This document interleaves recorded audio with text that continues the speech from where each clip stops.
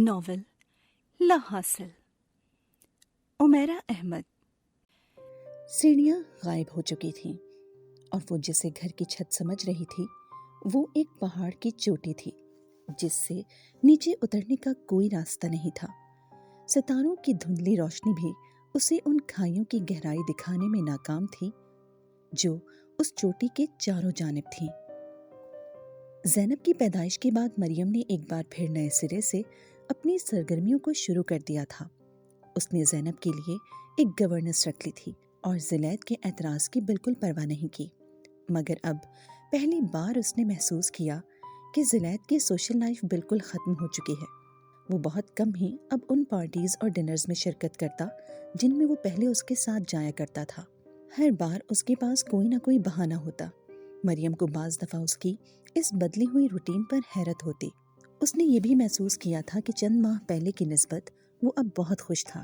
مریم کا خیال تھا کہ یہ خوشی زینب کی وجہ سے ہے، کیونکہ وہ زینب کے ساتھ خاصا وقت گزارتا تھا۔ گورنرز کی موجودگی کے باوجود وہ اس کے کئی کام خود کرتا تھا۔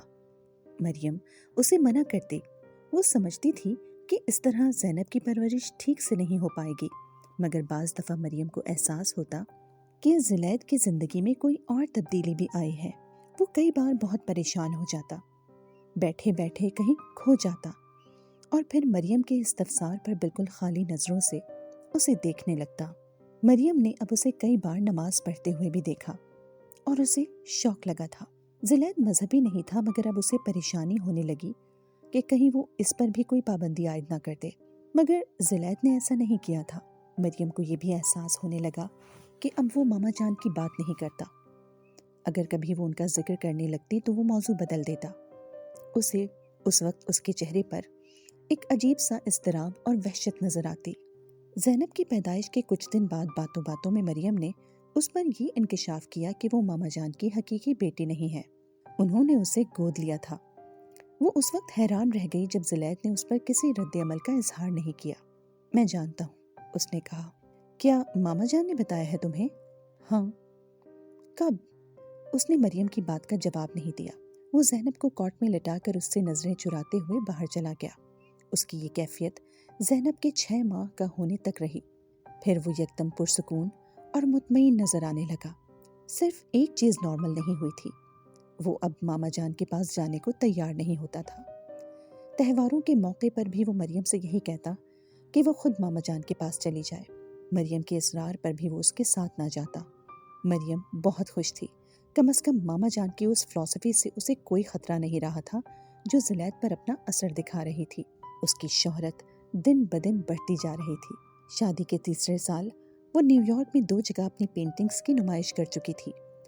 ٹائم میں اس کی تصویروں کے بارے میں پہلی بار ایک آرٹیکل چھپا تھا۔ وہ آہستہ آہستہ اس بین الاقوامی شہرت کی دہلیز پر جا پہنچی تھی جس کی اسے خواہش تھی۔ ان دنوں وہ لندن میں اپنی پہلی بڑی نمائش کی تیاریوں میں مصروف تھی جب ایک جھماکے کے ساتھ اس نے اپنی زندگی کے افق پر ان تحریروں کو آتے دیکھا جنہوں نے سب کچھ راکھ کر دیا۔ وہ اس رات بہت عرصے کے بعد اسٹوڈیو گیا۔ مریم گھر پر نہیں تھی اور وہ ان پینٹنگز کو دیکھنا چاہ رہا تھا جن کی وہ پچھلے کچھ عرصے سے بہت پرجوش ہو کر بات کر رہی تھی اور جن کی اگلے کچھ ہفتوں کے بعد نمائش ہونے والی تھی۔ مگر اسٹوڈیو میں جاتے ہی وہ جیسے ہکا بکا رہ گیا تھا۔ وہ بہت عرصے کے بعد مریم کی بنائی ہوئی پینٹنگز دیکھ رہا تھا۔ اسے اندازہ ہی نہیں تھا کہ وہ اب کیا پینٹ کر رہی تھی۔ وہ نیوڈ آرٹ تھا۔ ہر پینٹنگ میں بڑی پرفیکشن کے ساتھ انسانی جسم کو کسی نہ کسی زاویے سے پینٹ کیا گیا تھا۔ اسے وہ ساری پینٹنگز یکدم فحاشی نظر آنے لگی تھی۔ یہ وہ آرٹ نہیں تھا جسے وہ دیکھنے کا عادی تھا۔ وہ انہی پیروں وہاں سے پلٹ آیا۔ ملازم کو کافی کا کہہ کر وہ خود لاؤنج میں ٹی وی لگا کر بیٹھ گیا۔ مریم 11:30 بجے واپس آئی۔ وہ اس وقت کافی پی رہا تھا۔ مریم اس کے پاس صوفے پر بیٹھ گئی۔ ملازم کو کافی کا ایک اور مگ لانے کے لیے کہہ کر وہ زلیت کی طرف متوجہ ہوئی۔ زینب سو گئی؟ ہاں، وہ مختصراً کہہ کر اسی طرح کافی پیتا رہا۔ مریم اپنی جیولری اتارنے لگی۔ ملازم جب کافی دے کر چلا گیا تو زلیت نے اس سے کہا، میں آج اسٹوڈیو گیا تھا۔ اس کی آواز خاصی خشک تھی، مگر مریم نے غور نہیں کیا۔ اچھا، پینٹنگز دیکھی تم نے میری؟ اس نے خاصے اشتیاق سے پوچھا۔ وہ پینٹنگز نہیں ہیں، گندگی ہے۔ زلید، مریم کو جیسے دھچکا لگا۔ اس گندگی کی نمائش کرنا چاہ رہی ہو تم؟ وہ گندگی نہیں، آرٹ ہے۔ مریم کا چہرہ یکدم سرخ ہو گیا۔ نیوڈ آرٹ تو پھر کیا ہے؟ اس سے اس کی اہمیت تو ختم نہیں ہو جاتی۔ تمہیں پتا ہے وہ کس قدر بیہودہ پینٹنگز ہیں؟ بیہودگی دیکھنے والے کی آنکھ میں ہوتی ہے، پینٹنگ میں نہیں۔ آرٹ میں کچھ بھی بیہودہ نہیں ہوتا۔ تخلیق ہوتی ہے۔ تم تو خود آرٹ کے اسٹوڈنٹ رہے ہو، تم نے آرٹ میں ولگیرٹی کیسے ڈھونڈ لی؟ وہ کچھ کہے بغیر اس کا چہرہ دیکھتا رہا۔ تم کیا پینٹ کیا کرتی تھی مریم، اور اب کیا پینٹ کر رہی ہو؟ اس نے جیسے افسوس کیا۔ یہ وہ آرٹ ہے جو مجھے شہرت دلا رہا ہے، میرا نام میری ساکھ بنا رہا ہے۔ یہ وہ آرٹ ہے جو بکتا ہے۔ تم جانتے ہو ان میں سے کوئی بھی پینٹنگ 50,000 سے کم میں نہیں بکے گی، اور جس آرٹ کی تم بات کرتے ہو لوگ اس کی تعریف کرتے ہیں، دیکھتے ہیں، خریدتے بھی ہیں، مگر ٹکوں میں نہیں۔ تم تو واقف ہو، میں نے ان پینٹنگز کو 2,000 میں بھی بیچا ہے۔ 2,000 سے کیا ہوتا ہے؟ رنگ، کینوس اور برش خریدنے کے بعد کیا بچتا ہے آرٹسٹ کے پاس؟ کیوں بناؤں میں ایسی پینٹنگز جو مجھے تعریف کے علاوہ اور کچھ نہیں دیتی؟ یہ ہے وہ آرٹ جو اب ڈرائنگ روم میں سجایا جاتا ہے۔ اس آرٹ کو خریدنا چاہتے ہیں لوگ، منہ مانگی قیمت پر۔ تمہیں اپنی پینٹنگز بیچنے کی کوئی ضرورت نہیں ہے۔ مت بیچو اپنی پینٹنگز۔ تمہیں کس چیز کی کمی ہے؟ جن پینٹنگز کو تم نے بنانا چھوڑ دیا ہے وہی ایسنس تھیں، تمہاری پہچان تھی۔ اور کون کہتا ہے تم انہیں 2,000 میں بیچو؟ مت بیچو، صرف نمائش کرو اور ان پر وہ قیمت لگا دو جس پر تم انہیں بیچنا چاہتی ہو۔ اگر کوئی وہ قیمت ادا کرتا ہے تو ٹھیک، ورنہ مت بیچو، اپنے پاس رکھو۔ اس سے کیا ہوگا؟ مجھے شہرت تو نہیں ملے گی، پینٹنگز میرے پاس رہیں گی تو کیا ہوگا؟ میں چاہتی ہوں میں اپر کلاس کی آرٹسٹ بنوں، بورجوا کلاس کے لیے نیوڈ پینٹنگز بنانے والی آرٹسٹ۔ زلید کو دکھ ہوا۔ زلید، اگر مجھے انٹرنیشنل مارکیٹ میں جانا ہے تو مجھے اپنا اسٹائل بدلنا ہے، اور میں نے وہی کیا ہے۔ یہ وہ تصویریں ہیں جو مجھے انٹرنیشنل لیول پر شہرت دلائیں گی۔ یہ وہ تصویریں ہیں جو تمہارا نام ڈبو دیں گی۔ تم اپنا اسٹائل چھوڑ دو گی، تم سب کچھ کھو دو گی۔ وہ اسے سمجھانے کی کوشش کر رہا تھا۔ یہ تم نہیں بول رہے زلید، یہ ماما جان بول رہی ہیں، ورنہ تم اتنے کنزرویٹو کبھی نہیں ہو سکتے تھے۔ مجھے اسی دن سے خوف آتا تھا۔ آج تمہیں ان پینٹنگز پر اعتراض ہے، کل تم چاہو گے کہ میں پینٹنگ کروں ہی نہ، پرسوں تم مجھے گھر کے اندر رکھنا چاہو گے، اس کے بعد تم ہر روز مجھ پر ایک نئی پابندی لگاؤ گے۔ مگر یاد رکھو، میں ماما جان نہیں ہوں، میں نے تم سے اس لیے شادی نہیں کی کہ تم… زلید نے اس کی بات کاٹ دی۔ میں تم پر کوئی پابندی نہیں لگا رہا، نہ ہی لگاؤں گا۔ میں تمہیں صرف سمجھا رہا تھا۔ تم آزاد ہو، جو کرنا چاہتی ہو کرو، میں تم پر کبھی بھی زبردستی نہیں کروں گا، نہ ہی تمہیں گھر کے اندر بند کر کے رکھوں گا۔ وہ سنجیدگی سے کہتا ہوا وہاں سے اٹھ کر چلا گیا۔ مریم نے اس دن دوپہر کو زلید کے آفس فون کیا۔ اس دن وہ گھر پر ہی تھی، اور اس کا دل چاہا کہ وہ زلید کے ساتھ کہیں باہر لنچ کرے۔ زلید صاحب آفس میں نہیں ہیں، اس کی سیکریٹری نے اسے بتایا۔ کہاں ہیں وہ؟ وہ لنچ کرنے گئے ہیں۔ کہاں گئے ہیں؟ یہ نہیں پتا۔ مریم نے فون بند کر دیا اور موبائل پر کال کرنے لگی۔ موبائل پر جلد ہی زلید کے ساتھ اس کا رابطہ ہو گیا۔ کہاں ہو زلید تم؟ میں لنچ کرنا چاہ رہی تھی تمہارے ساتھ، اس نے رابطہ ہوتے ہی کہا۔ مگر میں تو لنچ کر چکا ہوں، زلید نے اس سے کہا۔ مریم کو مایوسی ہوئی۔ کل کا پروگرام رکھیں؟ نہیں، لنچ کا کوئی پروگرام میں تمہارے ساتھ سیٹ نہیں کر سکتا، میری کئی بار کلائنٹس کے ساتھ میٹنگز ہوتی ہیں۔ زلید نے صاف انکار کر دیا۔ کہاں لنچ کرتے ہو تم؟ مریم کو کچھ تجسس ہوا۔ دوسری طرف کچھ دیر خاموشی رہی۔ کوئی مخصوص جگہ نہیں ہے، موڈ کے مطابق ریسٹورانٹ بدلتا رہتا ہوں۔ اچھا، اب میں مصروف ہوں، رات کو ملوں گا۔ زلید نے خدا حافظ کہہ کر فون بند کر دیا۔ مریم نے دوبارہ فیکٹری فون کیا۔ زلید کی آج لنچ پر کسی کلائنٹ کے ساتھ اپوائنٹمنٹ ہے، ذرا چیک کر کے بتائیں، اس نے سیکریٹری سے بات کرتے ہوئے کہا۔ نہیں، لنچ پر تو وہ کبھی بھی کوئی اپوائنٹمنٹ نہیں رکھتے، انہوں نے خاص طور پر منع کیا ہوا ہے۔ مریم چند لمحوں کے لیے کچھ بول نہیں سکی۔ لنچ کے لیے کس وقت جاتے ہیں؟ 1 بجے۔ اور واپس کس وقت آتے ہیں؟ 4 بجے۔ روز یہی روٹین ہے؟ ہاں۔ کتنے عرصے سے؟ تقریباً 2 سال سے۔ وہ دم بخود رہ گئی۔ فون بند کرنے کے بعد وہ بے حد پریشان تھی۔ وہ 3 گھنٹے کہاں گزارتا تھا، اور پچھلے 2 سال سے اسے ایک دم سونے جیسے بال یاد آ گئے۔ پچھلے 2 سال، کیا ہوا ہے پچھلے 2 سال میں؟ وہ بے تابی سے لاؤنج میں چکر لگانے لگی۔ وہ پچھلے 2 سال میں واقعی بہت بدل گیا تھا۔ اسے اس کی شخصیت میں ہونے والی تمام تبدیلیاں یاد آنا شروع ہو گئیں۔ شادی کے 3 سال میں پہلی دفعہ وہ خوفزدہ ہوئی۔ کیا میرا اور اس کا رشتہ اتنا ناپائیدار تھا کہ وہ صوفے پر بیٹھ کر اپنے ناخن کاٹنے لگی۔ زلیت کو جھوٹ بولنے کی کیا ضرورت تھی؟ کیوں جھوٹ بول رہا ہے وہ اس دن کہیں نہیں گئی، رات تک اس کا انتظار کرتی رہی۔ زلیت اسے خلاف معمول گھر پر دیکھ کر حیران ہوا۔ آج کہیں جانے کا ارادہ نہیں ہے؟ اس نے خوشگوار انداز میں اس سے پوچھا۔ جانا تو چاہتی تھی مگر تم نے منع کر دیا، اس نے گہری نظروں سے اسے دیکھتے ہوئے کہا۔ لنچ کی بات کر رہی ہو تم؟ چلو اب چلتے ہیں، ڈنر کہیں باہر کر لیتے ہیں، زلیت نے اس سے آفر کی۔ چند لمحوں کے تامل کے بعد مریم نے اس کی آفر قبول کر لی۔ ریسٹورانٹ میں کھانا سرو ہونے کے بعد وہ دونوں بڑی خاموشی سے کھانا کھانے لگے۔ میں 1.5 ماہ کے لیے انگلینڈ جا رہا ہوں، ایک لمبی خاموشی کے بعد اس نے کہا۔ مریم نے ہاتھ میں پکڑا ہوا گلاس نیچے رکھ دیا۔ کس لیے؟ وہ چاہتے ہوئے بھی اپنے لہجے کی خشکی نہیں چھپا سکے۔ کچھ کام ہے فیکٹری سے متعلقہ۔ وہ کھانا کھاتا رہا۔ مریم اس کا چہرہ پڑھنے کی کوشش کرتی رہی۔ خاصا لمبا عرصہ ہے۔ کچھ دیر کی خاموشی کے بعد مریم نے کہا، ہاں مگر کیا کیا جا سکتا ہے؟ اس نے کندھے اچکاتے ہوئے کہا۔ میں سوچ رہی ہوں میں بھی تمہارے ساتھ رہوں، خاصا عرصہ ہو گیا ہم کہیں اکٹھے نہیں گئے۔ اس نے کھانا کھاتے ہوئے زلیت کا ہاتھ رکتے دیکھا۔ کچھ دیر دونوں ایک دوسرے کی آنکھوں میں آنکھیں ڈال کر دیکھتے رہے۔ تم بہت مصروف رہتی ہو، اتنا وقت نکال سکو گی؟ اس نے چند لمحوں کے بعد کہا۔ ہاں نکال لوں گی، مریم نے بڑے اطمینان سے پانی کا گلاس دوبارہ اٹھاتے ہوئے کہا۔ ٹھیک ہے چلو۔ وہ بھی دوبارہ کھانا کھانے لگا۔ مریم الجھ گئی۔ اسے توقع نہیں تھی کہ وہ اتنی آسانی سے اسے ساتھ لے جانے پر مان جائے گا۔ ہو سکتا ہے یہ سب میرا وہم ہو سکتا ہے وہ واقعی لنچ پر۔ زلیت، تمہاری سیکریٹری کہہ رہی تھی کہ تم لنچ کے دوران کسی کلائنٹ کے ساتھ میٹنگ نہیں رکھتے۔ اس نے زلیت سے صاف صاف بات کرنے کا سوچا۔ مریم نے اس کے چہرے پر پہلے تعجب اور پھر خفگی دیکھی۔ تم میری سیکریٹری سے میرے بارے میں تفتیش کر رہی تھی؟ اس نے خاصے خشک انداز میں نیپکن سے منہ صاف کرتے ہوئے کہا۔ اس کا موڈ خراب ہو چکا تھا۔ نہیں ایسی بات نہیں ہے، میں نے پہلے اسے ہی فون کیا تھا، تم ملے نہیں تو میں اس سے باتیں کرنے لگی۔ مریم نے جھوٹ بولا۔ وہ کچھ دیر اسے گھورتا رہا۔ سیکریٹری میرے بارے میں صرف اتنا ہی جانتی ہے جتنا میں اسے بتاتا ہوں۔ ضروری نہیں ہے کہ میں اپنے ہر کلائنٹ کے بارے میں اس کو بتاؤں، اور ہر کلائنٹ سے بزنس ڈیلنگز ہی تو نہیں ہوتی، ویسے بھی تعلقات بنائے جا سکتے ہیں۔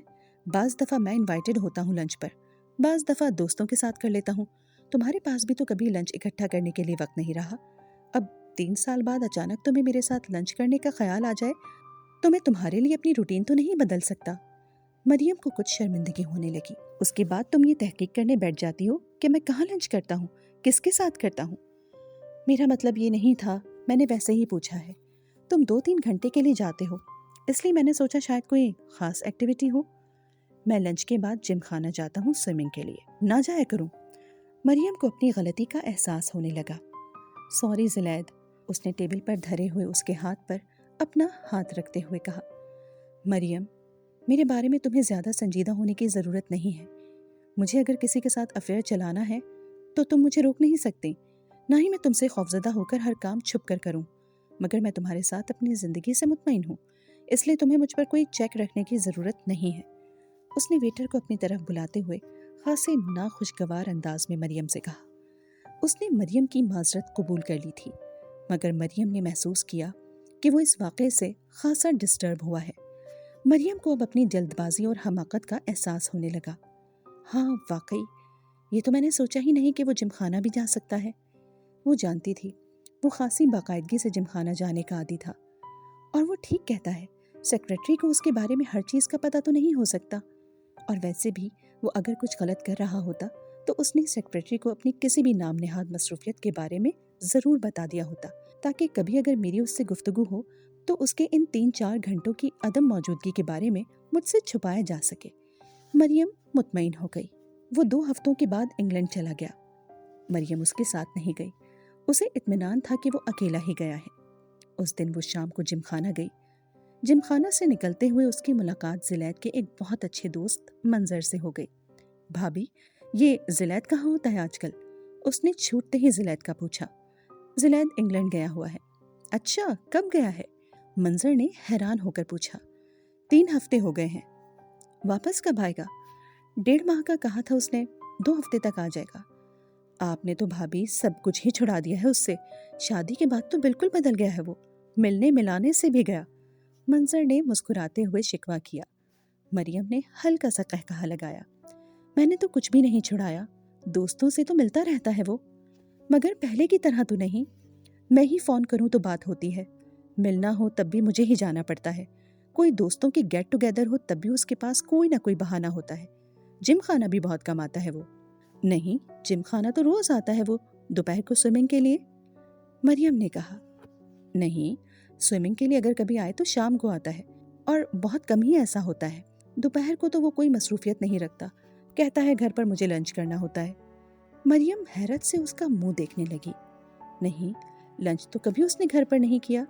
लंच वो दोस्तों के साथ या क्लाइंट्स के साथ ही करता है। नहीं भाभी, लंच कहाँ वो हम लोगों के साथ करता है।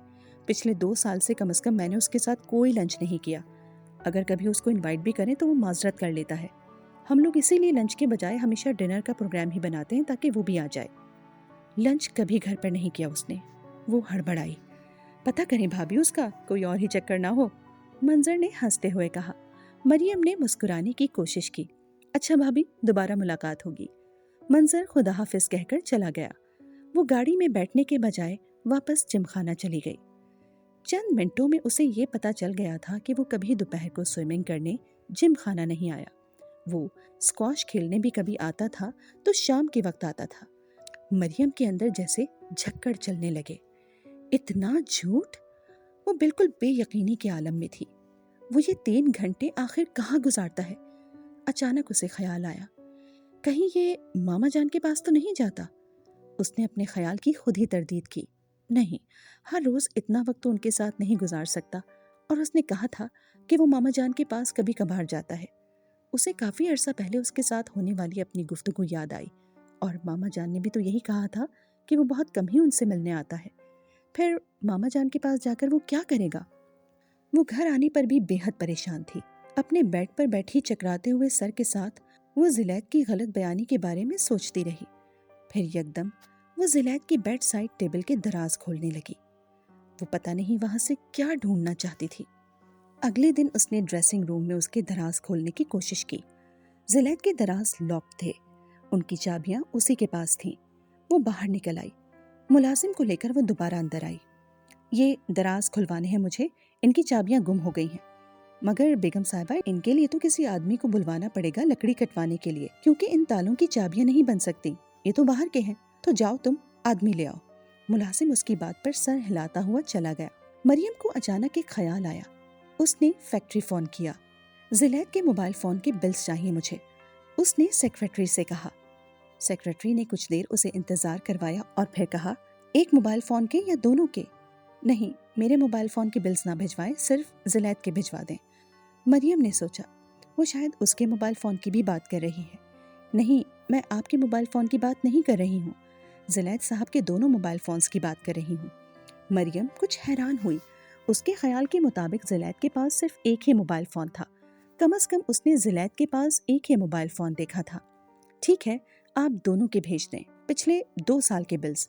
उसने फोन पर हिदायत दी और रिसीवर रख दिया। आधे घंटे के बाद फैक्ट्री का ड्राइवर बिल्स की फाइल्स दे गया। मरियम देखना चाहती थी कि जिलैद के मोबाइल फोन के बिल्स में ऐसा कौन सा नंबर है जिससे वो शनासा नहीं।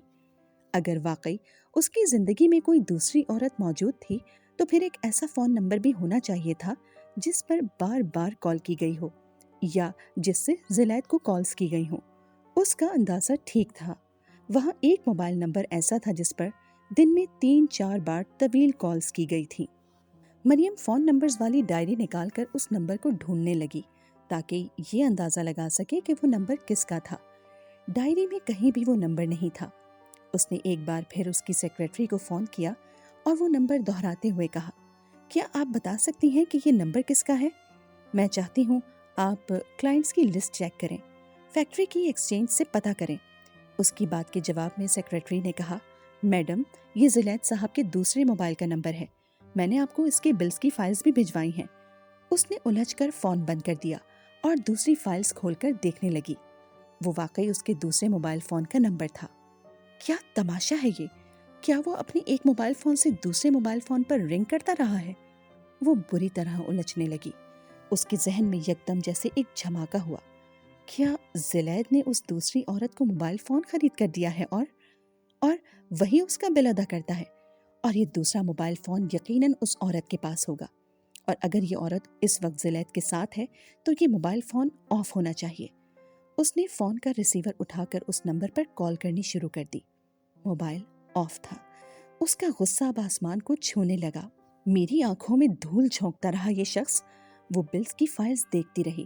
دوسرا کنیکشن 2 سال پہلے ہی لیا گیا تھا اور تب سے اب تک اس پر صرف زلید کی کالز ریسیو کی گئی تھیں۔ 2 سال کیا کیا ہے اس شخص نے ان 2 سالوں میں؟ اس نے فائلز اٹھا کر دور پھینک دیں۔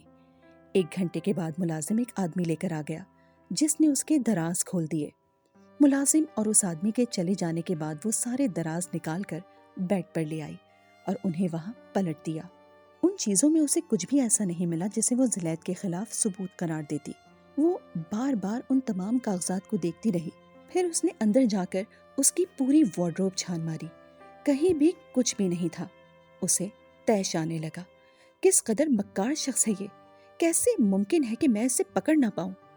اس نے تمام چیزیں دوبارہ درازوں میں ڈالنا شروع کر دی، اور تب بھی ایک چیک بک کو سرسری نظر سے دیکھتے ہوئے ایک لفظ نے اس کی نظر اپنی جانب مبذول کر لی۔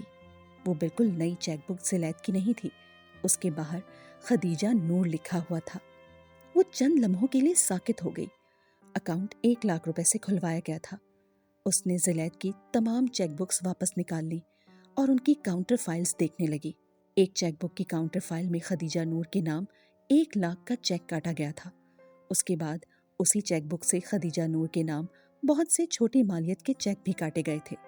5,000، 10,000، 15,000 کاؤنٹر فائلز خدیجہ نور کے نام سے بھری ہوئی تھی۔ وہ خدیجہ نور کون تھی؟ وہ جانتی تھی؟ وہ کہاں رہتی تھی؟ یہ بھی اس کے علم میں تھا، مگر اس کا ذہن ابھی بھی ایک شوق کی حالت میں تھا۔ زلید، یا اللہ، خدیجہ نور، کیسے ہو سکتا ہے یہ سب کچھ؟ کیسے؟ اس نے معاف ذہن کے ساتھ ایک بار پھر ان کاغذات کو دیکھنا شروع کر دیا۔ انہی کاغذات میں ایک تصویر کے نیگیٹو کا لفافہ تھا۔ اس نے نیگیٹو نکال کر روشنی میں اسے دیکھنا شروع کر دیا۔ وہ ایک عورت کی پاسپورٹ سائز تصویر تھی۔ وہ فوٹوگرافر سے واقف تھی۔ اس نے لفافے پر نمبر دیکھتے ہوئے فوٹوگرافر کو فون کیا۔ وہ تصویر چند ماہ پہلے کھنچوائی گئی تھی۔ وہ اپنے اعصاب پر قابو پانے کی کوشش کر رہی تھی۔ اسے لگ رہا تھا وہ کسی بھی وقت اپنا ذہنی توازن کھو دے گی، مگر وہ رونا نہیں چاہتی تھی۔ اس نے اتنی بری طرح فریب کھایا تھا کہ اسے یاد آ گیا کہ وہ سونے جیسے بال کس کے تھے، مگر وہ کچھ بھی کرنے سے پہلے ہر ثبوت اکٹھا کر لینا چاہتی تھی۔ وہ اب پہلے کی طرح اس شخص کو بچنے کا موقع نہیں دینا چاہتی تھی۔ ایک کاغذ پر ایڈریس لکھ کر اس نے ملازم کو دیا۔ پتہ کر کے آؤ کیا یہ عورت گھر پر ہے، اور اگر نہیں ہے تو کہاں ہے اور کب واپس آئے گی، اس نے ملازم سے کہا۔ وہ سر ہلاتا ہوا چلا گیا۔ اس نے زندگی میں کبھی خود کو اس قدر اکیلا اور تنہا محسوس نہیں کیا تھا جتنا اس نے اس دن خود کو محسوس کیا۔